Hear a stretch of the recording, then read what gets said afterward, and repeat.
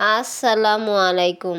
আপনার মনের ইচ্ছা মতো যেটাই আশা করবেন সেটাই পূরণ হয়ে যাবে এই ছোট্ট একটি আমল করলে। তো এই আমলটি করেই দেখুন ইনশাল্লাহ আপনার মনের আশা পূরণ হয় কি না। আর আল্লাহকে বিশ্বাস করতে হবে। আমরা কি করি? আল্লাহকে বিশ্বাস করি না, আর 5 ওয়াক্ত নামাজ পড়ি না। 5 ওয়াক্ত নামাজ পড়ে আল্লাহকে বিশ্বাস করে এই আমলটি করে দেখুন, আপনার মনের যে ইচ্ছা তা সাথে সাথে পূরণ হয়ে যাবে ইনশাআল্লাহ। তো দোয়াটি জেনে নেই।